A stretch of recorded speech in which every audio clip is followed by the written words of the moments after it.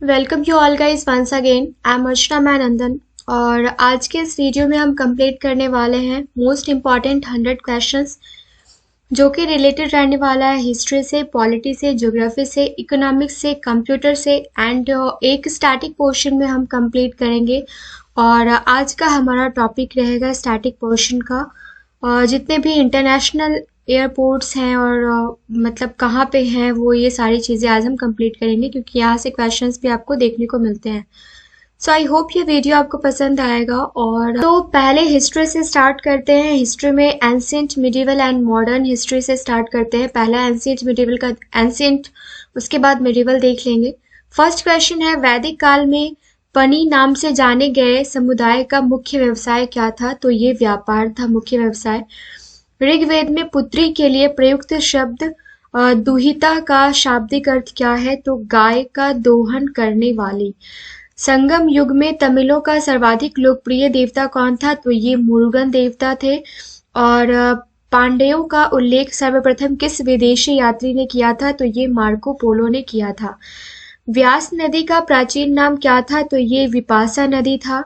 और next question है, छठी शताब्दी ईस्वी पूर्व में वत्स महाजनपद की राजधानी कहाँ थी? तो ये कौशाम्बी में थी। और पाटलिपुत्र नामक नगर की स्थापना किसने की थी? तो ये उदयन ने की थी। मगध का प्रथम राजवंश कौन था? तो ये हर्यक वंश था। और बुद्ध द्वारा गौ हत्या को बौद्ध मतावलंबी क्या कहते हैं? तो ये महाभिनिष्क्रमण कहते हैं। विशिष्टाद्वैतवाद के प्रवर्तक कौन थे? तो ये रामानुजाचार्य थे। और नेक्स्ट क्वेश्चन देख लेते हैं। शातकर्णी की मृत्यु के पश्चात उसके दो अल्पवयस्क पुत्रों वेदश्री और शक्तिश्री का संरक्षण किया किसने? तो ये नागनिका ने संरक्षण किया। हाल ने गाथा सप्तशती नामक ग्रंथ की रचना की थी किस भाषा में? तो ये प्राकृत भाषा में की थी। और कौन सा शासक प्रत्येक 5 वर्ष में प्रयाग में धार्मिक सम्मेलन किया करता था? तो ये हर्षवर्धन किया करता था। भुवनेश्वर तथा पुरी के मंदिर किस शैली में निर्मित है? तो ये उत्तर नागर शैली में। और संगम युगीन ग्रंथ जो है ये तोलकपियन किस विषय से संबंधित है? तो ये व्याकरण और काव्य से संबंधित है। नेक्स्ट है, सिंधु सभ्यता में खोपड़ी की शल्य चिकित्सा का सुनिश्चित साक्ष्य कहाँ से प्राप्त हुआ है? तो ये कालीबंगा से प्राप्त हुआ है। और ऋग्वेद में ऐसी कन्याओं के उदाहरण भी मिलते हैं जो दीर्घ काल तक अथवा आजीवन अविवाहित रहती थी। ऐसी कन्याओं को क्या कहते हैं? तो अमाजु कहते हैं। महात्मा बुद्ध के समय कौशल देश में कौन राज्य करता था? ये राज्य करता था प्रसेनजित। और किस शासक ने वैशाली का परित्याग करके पाटलिपुत्र को मगध राज्य की राजधानी बनाया था? तो ये कालाशोका ने बनाया था वैशाली का परित्याग करके। किसको? पाटलिपुत्र को मगध की राजधानी। ओके, नेक्स्ट क्वेश्चन है, यहाँ से हम मिडिवल हिस्ट्री के क्वेश्चंस देख लेते हैं। खिज्र खां किस शासक का सेनापति था? तो ये था अलाउद्दीन खिलजी का। तो खिज्र और खिलजी से आप कनेक्ट करके याद कर सकते हैं। सेकंड क्वेश्चन है, दिल्ली सल्तनत के किस शासक ने फतेहपुर, फिरोजपुर, जौनपुर, फिरोजाबाद जैसे नगर बसाए? फतेहपुर, फिरोजपुर, जौनपुर और फिरोजाबाद। तो ये फिरोज शाह तुगलक ने ये सारे के सारे नगर जो है इसका निर्माण किया था। महमूद गजनबी ने गुजरात के सोमनाथ मंदिर पर आक्रमण कर उस मंदिर को लूटा। ठीक है, उस मंदिर को लूटा। उस समय गुजरात का शासक कौन था? काफी इंपॉर्टेंट क्वेश्चन है। तो ये भीम प्रथम, जिसको चालुक्य जो कि चालुक्य शासक था। मुगल सम्राट अकबर ने मनसब पद्धति का कब स्थापना किया था? कब स्थापित किया था? तो ये 1565 में किया था। और नेक्स्ट क्वेश्चन है, हिंदू मनसबदारों की सर्वाधिक संख्या किस मुगल सम्राट के शासनकाल में थी? तो ये औरंगजेब के शासनकाल में थी। किस मुगल बादशाह के अंतर्गत मुगल की सेना में सर्वाधिक सेनापति थे? तो ये औरंगजेब के टाइम में। और मुगल काल में जिले को किस नाम से जाना जाता था? तो सरकार के नाम से जाना जाता था। दिल्ली की प्रसिद्ध जामा मस्जिद का निर्माण किसने कराया था? तो ये शाहजहां ने करवाया था। और मुगल सम्राट अकबर के समय प्रसिद्ध चित्रकार था? तो ये दशवंत था। निम्न में से किस हिंद तथा ईरानी वास्तुकला का समन्वय देखने को मिलता है? तो यहाँ पे शेर शाह के मकबरे में ईरानी तथा जो हिंद वास्तुकला है वो उसका समन्वय तालमेल देखने को मिलता है। ये क्वेश्चन कितनी बार आपका पूछा जा चुका है। मराठा साम्राज्य का दूसरा संपादक संस्थापक किसे कहा जाता है? तो ये बालाजी विश्वनाथ को कहा जाता है। और यूरोपीय शक्तियों में से किसने शिवाजी को तोपें प्रदान की थी? तो ये अंग्रेजों ने प्रदान की थी। शिवाजी ने मुगलों को किस संधि के तहत किलों को हस्तांतरित किया था? तो ये पुरंदर की संधि के द्वारा। और शिवाजी का राज्याभिषेक कहाँ हुआ था? तो ये रायगढ़ के किले में हुआ था। किसके शासनकाल में मराठा प्रमुख संभाजी की हत्या कर दी गई थी? तो ये औरंगजेब के शासनकाल में हत्या कर दी गई थी। अब यहाँ से हम मॉडर्न हिस्ट्री के क्वेश्चंस देखने वाले हैं। फर्स्ट क्वेश्चन है, गवर्नर जनरल ने 1911 में भारत की राजधानी कोलकाता से दिल्ली स्थानांतरित करने की घोषणा की। तो किसने की थी? तो ये लॉर्ड हार्डिंग ने की थी। अल हिलाल समाचार पत्र किसके द्वारा राष्ट्रीयता के प्रचारक के रूप में शुरू किया गया? तो ये अबुल कलाम आजाद। अल हिलाल अबुल कलाम आजाद। पंजाब केसरी का खिताब किसको दिया जाता है? तो ये लाला लाजपत राय को दिया जाता है। और भारतीय राष्ट्रीय कांग्रेस का प्रथम विभाजन कब हुआ था? तो ये 1907 में हुआ था। मुस्लिम लीग की स्थापना का श्रेय किसको जाता है? तो ये सलीमुल्लाह को जाता है। और कांग्रेस का 1929 का अधिवेशन जिसमें पूर्ण स्वराज का लक्ष्य घोषित किया गया था, कहाँ पर हुआ था? तो ये लाहौर में हुआ था। फ्रेंड्स, आईएनसी से रिलेटेड और बहुत सारे वीडियोस हमने मॉडर्न हिस्ट्री के कंप्लीट कर रखे हैं, एंशिएंट मिडिवल के कंप्लीट करके रखे हैं। काफ़ी सारे वीडियोस आपको दिख जाएंगे, तो वन बाय वन आपको जो भी लगे कि आपके लिए यूज़फुल है वो आप ज़रूर देख लीजिएगा। और अगर मेरी मेहनत पसंद आती है तो चैनल को लाइक एंड सब्सक्राइब करना ना भूलिएगा। साथ ही साथ बेल आइकन को भी प्रेस कर लीजिएगा सो दैट आने वाला हर एक वीडियो का नोटिफिकेशन आपको टाइम टू टाइम मिलता रहे। कांग्रेस ने भारत छोड़ो आंदोलन का प्रस्ताव किस वर्ष पारित किया था? तो ये 1942 में। और सुभाष चंद्र बोस ने सिंगापुर में दिल्ली चलो का नारा दिया था 1943 में। असहयोग आंदोलन 1920 से 22 को क्यों निलंबित किया गया था? तो ये चौरी चौरा में हुआ हिंसक घटना के कारण इसको निलंबित किया गया था। और 1939 में पहली बार महात्मा गांधी ने देशी राज्य में नियंत्रित जन संघर्ष चलाने की विशेष तकनीकी को अपनाया। उन्होंने अपने एक निकट सहयोगी को सत्याग्रह करने की इजाजत दी। वह निकट सहयोगी कौन था? तो ये राजकोट में कौन थे? ये वल्लभ भाई पटेल। नेक्स्ट क्वेश्चन है, भारतीय स्वतंत्रता संग्राम के संदर्भ में कांग्रेस का हरिपुरा अधिवेशन 1938 एक मील का पत्थर था क्योंकि इसमें योजना आयोग की अवधारणा को प्रस्तुत किया गया था। साथ ही साथ एक और क्वेश्चन पूछा जाता है कि आपके जो नेताजी सुभाष चंद्र बोस थे हमारे, वो कौन कौन से सेशन को लीड किए थे? तो 1938 और 1939 को। रॉलेट एक्ट पारित किया गया था तो राष्ट्रवादी और क्रांतिकारी क्रियाकलापों गतिविधियों में कमी लाने के लिए। और रॉलेट एक्ट के बाद ही जो आपका जलियांवाला बाग हत्याकांड हुआ था, ये सारी चीजें हुई थी। सरदार वल्लभ भाई पटेल के नेतृत्व में शुरू हुए बारदोली सत्याग्रह की मुख्य मांग क्या थी? तो ये नई बढ़ी हुई लगान दर की वापसी थी। और भारत के लिए एक डोमिनियन स्टेट्स कॉन्स्टिट्यूशन के प्रारूप जैसे drafting of a dominion status constitution का प्रथम प्रयास किसकी प्रक्रिया में किया गया था? तो ये मॉन्टेग्यू चेम्सफोर्ड सुधार। ओके, कौन सा गोलमेज सम्मेलन था? 3 गोलमेज सम्मेलन हुए थे और जिसमें तीनों में से सेकंड में गांधी जी ने भाग लिया था, फर्स्ट एंड थर्ड में नहीं लिया था। और पूछा जाता है कि तीनों में किसने लिया था? तो ये किसने लिया था? ये आपको डॉक्टर भीमराव अंबेडकर ने लिया था। 1932 में हुआ था, तो ये जो है ये तीसरा गोलमेज सम्मेलन जो है ये 1932 में हुआ था। तो पूछा जाता है कि फर्स्ट कभी हुआ था एंड सेकंड कभी हुआ था, तो वन बाय वन इन दोनों को भी हम देख लेते हैं। फर्स्ट गोलमेज सम्मेलन जो था ये 22 नवंबर 1930 से लेके 13 जनवरी 1931 तक चला था। और वहीं अगर सेकंड गोलमेज सम्मेलन की बात की जाए तो ये 7 सितंबर को आरंभ हुआ था 1931 में। और 12 सितंबर को 1931 लंदन में महात्मा गांधी पहुंचे थे। तो ये आपका है फर्स्ट सेकेंड जो आपका सम्मेलन हुआ था गोलमेज सम्मेलन। और थर्ड गोलमेज सम्मेलन जो 1932 में हुआ था ये 17 नवंबर से लेके 24 दिसंबर तक चला था। तो आई होप ये सारे के सारे पॉइंट्स आपने कवर कर लिए होंगे। फिर ज्योग्राफी के कुछ इंपॉर्टेंट क्वेश्चन देखने वाले हैं। फर्स्ट क्वेश्चन है, भूकंप की उत्पत्ति से संबंधित प्रत्यास्थ्य पुनर्चलन सिद्धांत का प्रतिपादन किसने किया था? तो ये रीड ने किया था। एयर बस ज्वालामुखी कहाँ स्थित है? तो ये अंटार्कटिक महाद्वीप में। इसमें जो भूकंप आया है उसके बाद इस टाइप के क्वेश्चंस आपसे पूछे जा सकते हैं, तो इसलिए मैं कवर कर रही हूँ। पृथ्वी की सतह के नीचे द्रवीभूत शैल क्या कहलाता है? तो ये मैग्मा कहलाता है। और दक्षिणी आल्प्स पर्वत श्रेणी कहाँ स्थित है? तो ये न्यूजीलैंड में स्थित है। तकलामकान मरुभूमि किस देश में है? तो ये चीन में है। और नेक्स्ट क्वेश्चन है, एशिया का प्रवेश द्वार जो है ये कौन सा देश कहलाता है? तुर्की, जहां अभी भूकंप आया है, एंड न्यूजीलैंड में।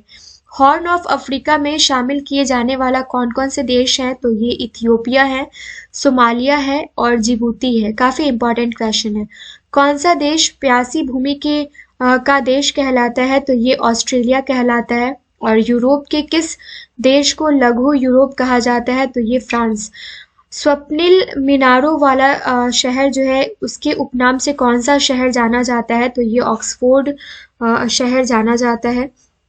और नेक्स्ट क्वेश्चन है, शनि को सूर्य के चारों ओर चक्कर लगाने में कितना समय लगता है? तो ये 29.5 ईयर्स लगता है। यूरेनस सूर्य के चारों ओर एक परिक्रमा में कितना समय लेता है? तो ये 84 वर्ष लेता है। और पृथ्वी परिभ्रमण करती हुई प्रति मिनट करीब कितनी दूरी तय कर लेती है?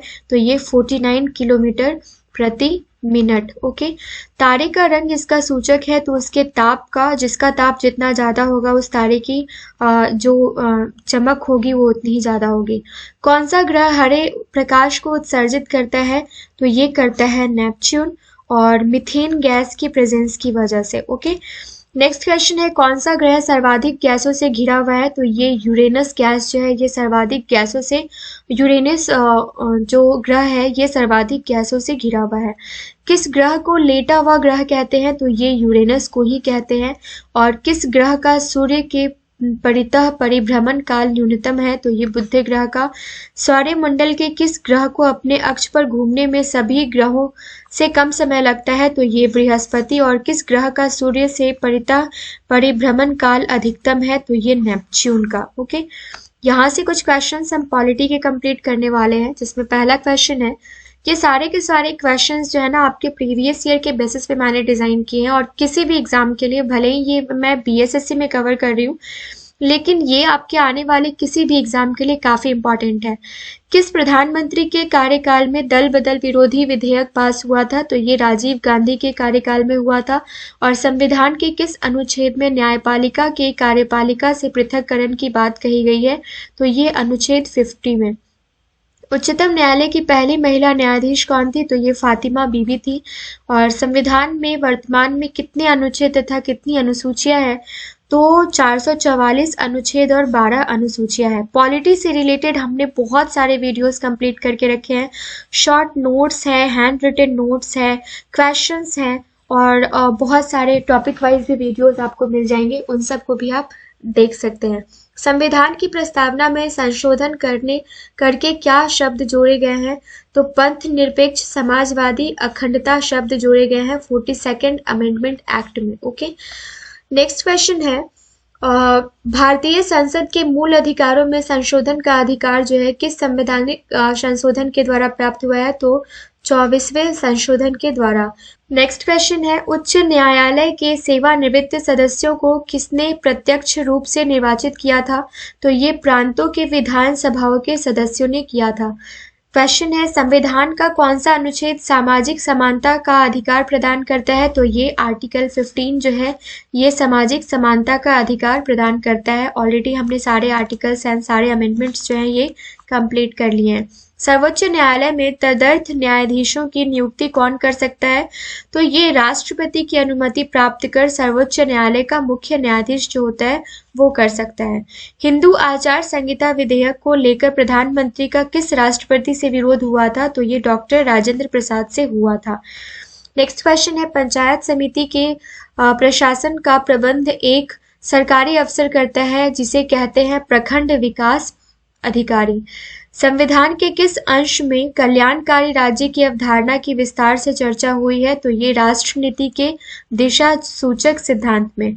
भारत में नई अखिल भारतीय लोक सेवा आयोग की स्थापना का अधिकार किसे प्राप्त है? तो ये राज्यसभा को प्राप्त है, जिसका कार्यकाल जो होता है ये 6 वर्ष का होता है। राज्यसभा जो है ये कभी भंग नहीं होता है और इसके मेंबर्स की आयु जो है ये 30 वर्ष होना चाहिए और वहीं लोकसभा जो है 5 इयर्स के लिए 25 इयर्स होना चाहिए। इसको निम्न सदन बोलते हैं और राज्यसभा को उच्च सदन बोलते हैं। कौन सा मौलिक अधिकार बेगार को निषिद्ध तथा स्त्रियों के क्रय विक्रय पर रोक लगाता है? तो ये शोषण के विरुद्ध अधिकार। राष्ट्रपति और उपराष्ट्रपति से संबंधित चुनाव विवादों का निपटारा करने का अधिकार उच्चतम न्यायालय को है, यह उसका प्रारंभिक अधिकार है। ओके, नेक्स्ट क्वेश्चन है 71वें संशोधन के बाद संघ राज्य क्षेत्रों की विधानसभाओं के सदस्यों को राष्ट्रपति के चुनाव में शामिल किया गया। तो ये कौन कौन से संघ राज्य थे? तो पौंडीचेरी, पुडुचेरी और दिल्ली थे। ओके, और नेक्स्ट क्वेश्चन है कौन सा अनुच्छेद संसद के 2 अधिवेशनों के बीच 6 महीने के अंतराल की अनिवार्यता का उल्लेख करता है? तो ये आर्टिकल 85 है। यहाँ से एक और क्वेश्चन इस टाइप से पूछा जाता है कि अगर कोई सांसद जो है कितने दिनों तक बिना बताए अगर एब्सेंट रहता है तो उसकी जो कार्यकाल है उसको खत्म कर दिया जाता है, उनको संसद में फिर संसद के सदस्य के रूप में नहीं माना जाता है। तो आप मुझे कमेंट सेक्शन में बताइए कि ये 60 डेज है या फिर 90 डेज है, क्योंकि हमने पिछले वाले वीडियोस में ऑलरेडी बहुत बार कवर कर रखा है। आपातकाल के दौरान संसद लोकसभा की अवधि एक बार में कितने समय के लिए बढ़ सकती है? तो ये 1 वर्ष के लिए। किन स्थितियों के आधार पर राष्ट्रपति आपातकाल की उद्घोषणा कर सकते हैं? तो ये युद्ध या बाह्य आक्रमण या सशस्त्र विद्रोह। Okay, article 356, article 352 and article 360 ये जो है ये आपका राष्ट्रपति शासन से रिलेटेड है, जिसमें ये आर्टिकल 360 जो है ये काफ़ी बार पूछा जाता है। ये फाइनेंशियली जो एबिलिटी नहीं होने पर, तो ऐसा इंडिया में कभी सिचुएशन नहीं आया है। एंड आर्टिकल 356 जो है ये आपका किस चीज़ से रिलेटेड है ये आपको पता होगा। आर्टिकल 352 जो है ये नेशनल इमरजेंसी से है और ये बाहरी आक्रमण से रिलेटेड है। ओके, फिर नेक्स्ट क्वेश्चन है जब किसी विधेयक को राष्ट्रपति के पास भेजा जाता है तो कितने दिनों के भीतर उसे विधेयक पर कार्यवाही करना आवश्यक है? तो ये कोई सीमा नहीं है। ओके, नेक्स्ट क्वेश्चन जो हम देखने वाले हैं वो इकोनॉमी से रिलेटेड देखने वाले हैं। फर्स्ट क्वेश्चन है मुद्रा की मात्रा में कमी क्या कहलाती है? तो ये मुद्रा का संकुचन कहलाती है।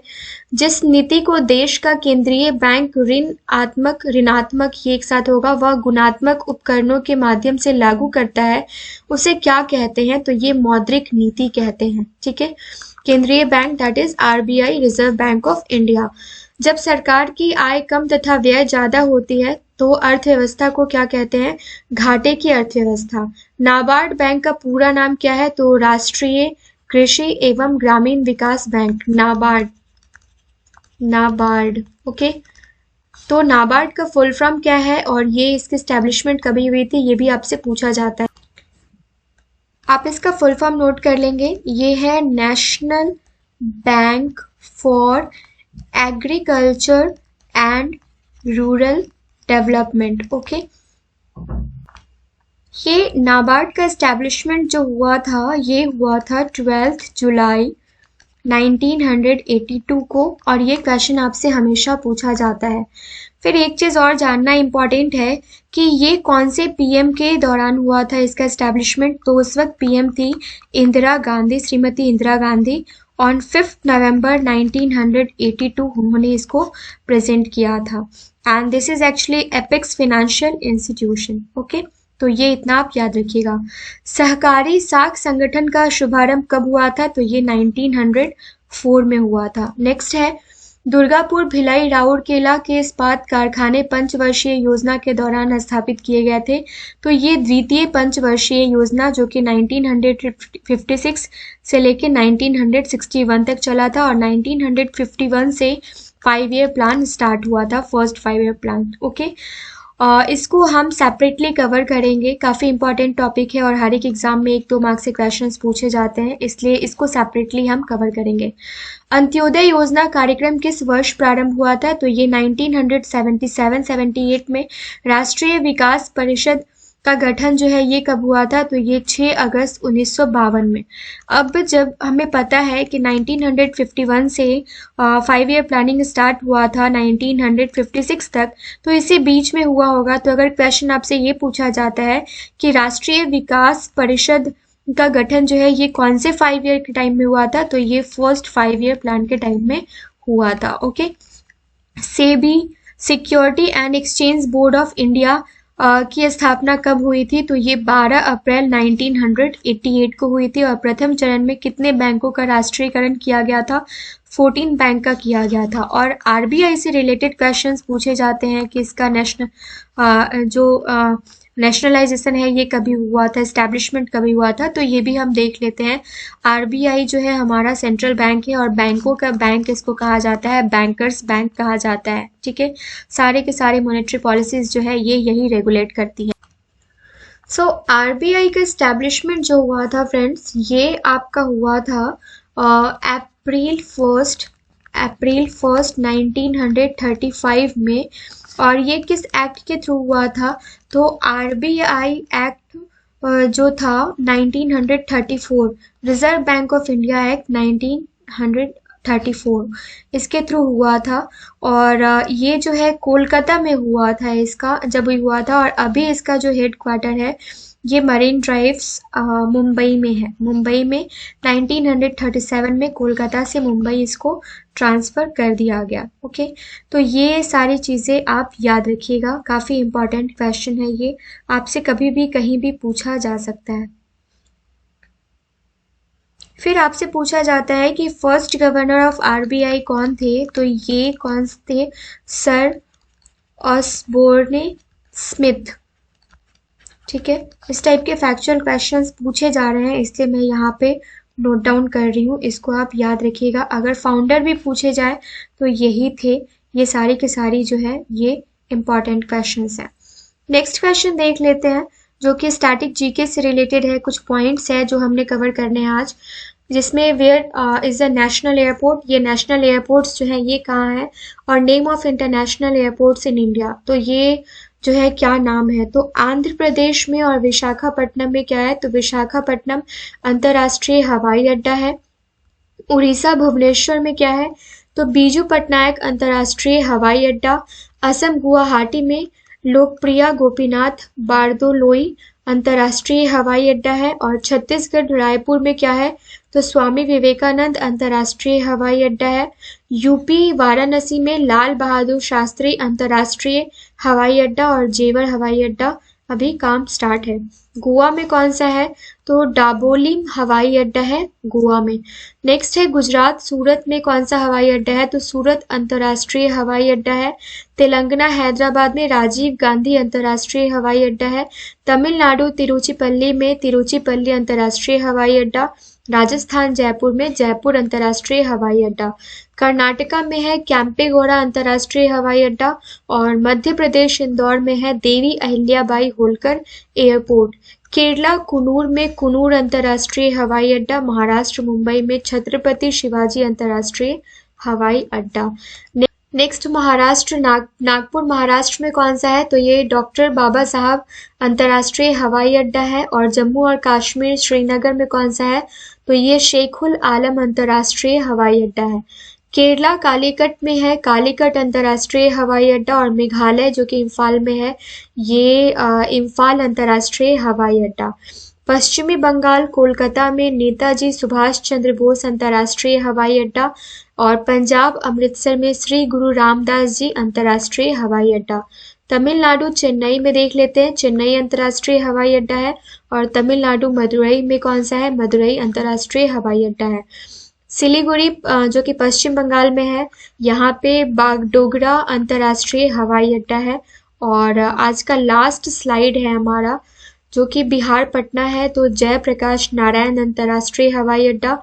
मंगलोर कर्नाटक मंगलुरु अंतर्राष्ट्रीय हवाई अड्डा। यूपी लखनऊ चौधरी चरण सिंह अंतर्राष्ट्रीय हवाई अड्डा। और महाराष्ट्र पुणे महाराष्ट्र में पुणे अंतर्राष्ट्रीय हवाई अड्डा। फिर कोयम्बटूर तमिलनाडु में क्या है, तो कोयम्बटूर अंतर्राष्ट्रीय हवाई अड्डा। कोचीन जो कि केरल में है, कोचीन अंतर्राष्ट्रीय हवाई अड्डा। और अहमदाबाद गुजरात में तो सरदार वल्लभ भाई पटेल अंतर्राष्ट्रीय हवाई अड्डा। केरला कोचीन केरला में कोचीन अंतर्राष्ट्रीय हवाई अड्डा है। और तिरुवनंतपुरम केरला में है, तिरुवनंतपुरम अंतर्राष्ट्रीय हवाई अड्डा। चंडीगढ़ पंजाब में चंडीगढ़ अंतर्राष्ट्रीय हवाई अड्डा। और अंडमान निकोबार द्वीप समूह में है वीर सावरकर अंतर्राष्ट्रीय हवाई अड्डा। तो ये सारे के सारे जो 4 स्लाइड्स है काफ़ी इंपॉर्टेंट है। और टोटल आज हमने 29 स्लाइड्स कंप्लीट किए हैं, जिसमें 100 टॉप मोस्ट जीके के क्वेश्चंस कंप्लीट किए हैं। सो अगर मेरी मेहनत पसंद आई हो तो चैनल को लाइक एंड सब्सक्राइब जरूर कीजिएगा। और कोई भी कमी अगर मेरी वीडियो में नज़र आती है तो प्लीज़ मुझे कमेंट सेक्शन में कमेंट करके ज़रूर जाइए, ताकि नेक्स्ट टाइम से वो सारी जो प्रॉब्लम्स हैं वो किसी भी वीडियो में रिपीट ना हो। Thank you so much.